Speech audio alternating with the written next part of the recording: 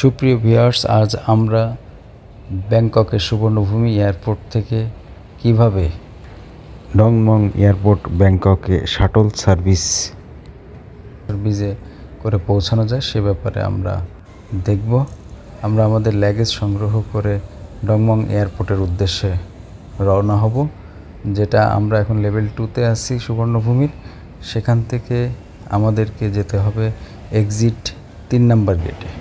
3 নম্বর গেটে দিয়ে বের হয়ে হাতের ডান পাশে আমরা দেখতে পাবো শাটল সার্ভিসের বাসগুলো প্রতি 15 মিনিট পর পর ছেড়ে যায়, যেটা আমরা এখন দেখতে পাচ্ছি।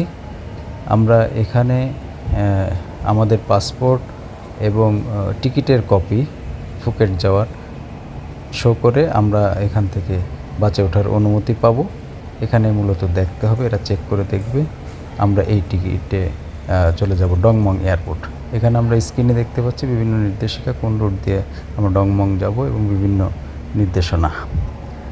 তো চলুন আমরা দেখি এই বাসের ভেতরের পরিবেশটা কেমন। খুবই ভালো। এবং আমরা এই বাসের ভিতরে ঢুকে আমাদের যেটা ভালো লেগেছে যে বাসের সামনের দিকে আমাদের ব্যাগ লাগেজগুলো সুন্দরভাবে রাখার জায়গা আছে। আর সেইভাবেই আমরা চলুন দেখি বাসের ভিতরের সাইডটা। এখানে আমাদের লাগেজগুলো রাখবো এবং পিছনে বসার জায়গাগুলো খুব সুন্দর, এবং সেইভাবে আমরা রওনা দিয়েছি ডংমং এয়ারপোর্টের উদ্দেশ্যে। আমরা এখন দেখতে পাচ্ছি সুবর্ণভূমি এয়ারপোর্টের রানওয়েগুলো, যেখানে বিমানগুলো রয়েছে। আমরা সেইগুলো দেখতে দেখতে ছুটে চলেছি ডংমং ইন্টারন্যাশনাল এয়ারপোর্টের দিকে। এখান থেকে আমাদের রওনা দিয়ে ডংমং এয়ারপোর্টে পৌঁছাতে সময় লাগছিল 45 মিনিট। আর হাতের ডান পাশে আমরা দেখতে পাচ্ছি আমরা চলে আসছি ডংমং ইন্টারন্যাশনাল এয়ারপোর্টে। আমরা এখন সামনে গিয়ে ডাইনে ইউটার্ন নিয়ে ডংমং ইন্টারন্যাশনাল এয়ারপোর্টে পৌঁছে যাব। আসলে জ্যাম না থাকলে 45 মিনিটেই সম্ভব, কিন্তু টাইমটা যদি হয় তাহলে অনেক সময় 2 ঘন্টাও নাকি লেগে যায়। তো সেভাবে আপনারা হাতে সময় নিয়ে ডংমং ইন্টারন্যাশনাল এয়ারপোর্টের দিকে পৌঁছে যাবেন। চেষ্টা করবেন 2 ঘন্টা বা 3 ঘন্টা যেন ডিফারেন্স থাকে সুবর্ণভূমি এয়ারপোর্ট থেকে ডংমং এয়ারপোর্টের পরবর্তী ফ্লাইটের। তো আমরা সেই উদ্দেশ্যে চলে আসছি ডংমং ইন্টারন্যাশনাল এয়ারপোর্ট। এই সার্ভিসটি ফ্রি শাটল সার্ভিস হয়, আমাদের অনেক ভালো লেগেছে। তো আসুন আমরা ঢুকি ডংমং ইন্টারন্যাশনাল এয়ারপোর্ট। এই চলে এসেছি আমরা এখানে। আমাদেরকে 5 নাম্বার গেটে এখানে নামিয়ে দিয়ে আমাদের বাস চলে যাচ্ছে। আমরা 6 নাম্বার দিয়ে না ঢুকে আমরা একটু 5 নাম্বার গেট দিয়ে ঢুকি, দেখি এর ভিতরে কি আছে। মূলত যারা আবার ডংমং থেকে সুবর্ণভূমিতে ফেরত যাবেন পরবর্তী, সে কিন্তু এই 6 নম্বর থেকেই বাসের এই শাটল সার্ভিসটা পাওয়া যাবে। তো আমরা এই যে ডংমং এয়ারপোর্টের 5 নাম্বার গেট, এখান দিয়ে আমরা ভিতরে প্রবেশ করতেছি। আসুন আমাদের সঙ্গে।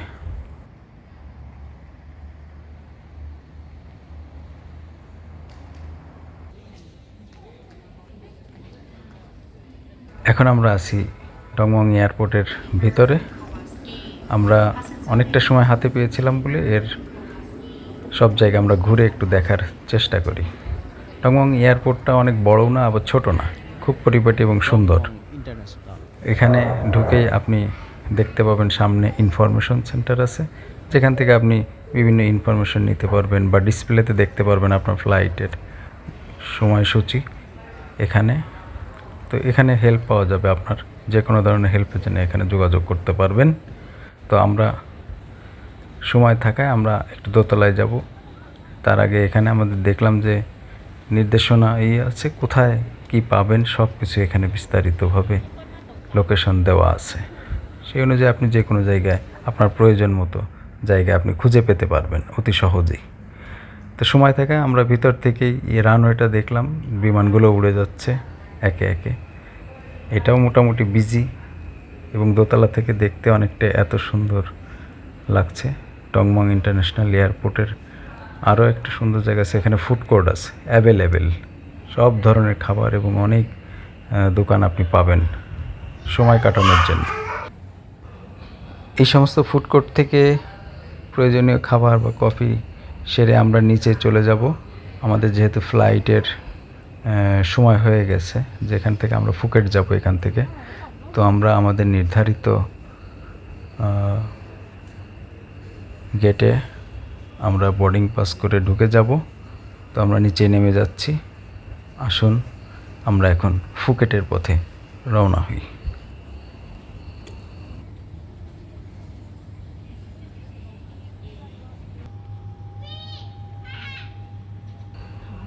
আমরা চলে এসেছি আমাদের নির্ধারিত গেটে। আমরা চলে যাব 46 নম্বর গেট আমাদের পড়েছিল। আমরা তারপরে ওখান থেকে আমরা ফুকেটে নেমে পড়লাম। ফুকেটে নেমেই আমরা এখানেও 3 নম্বর গেট দিয়ে বের হয়ে আমরা দেখলাম এখানে একটা শাটল সার্ভিস আছে, যেটা মাত্র 100 বাতে আপনি চলে যাবেন পাতং বিচে। এই গাড়িগুলো এত সুন্দর এবং এর বসার ইয়েগুলোও সুন্দর ছিল, আগের মতোই সম্পূর্ণ এসি করা।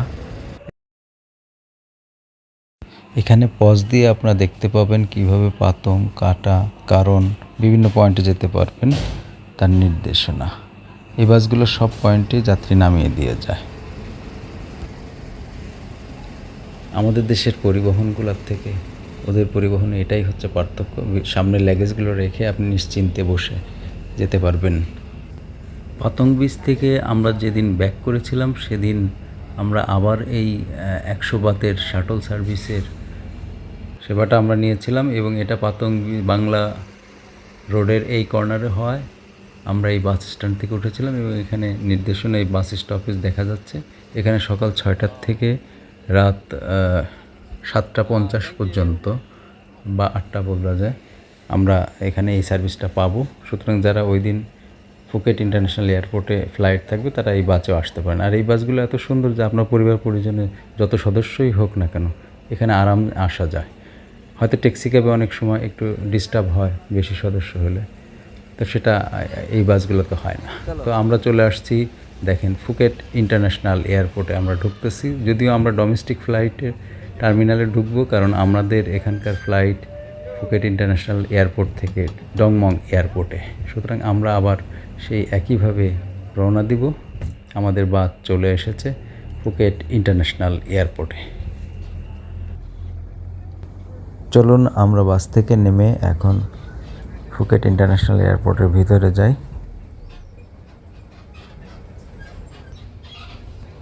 আমরা এখন প্রবেশ করছি ফুকেট ইন্টারন্যাশনাল এয়ারপোর্টের ভিতরে।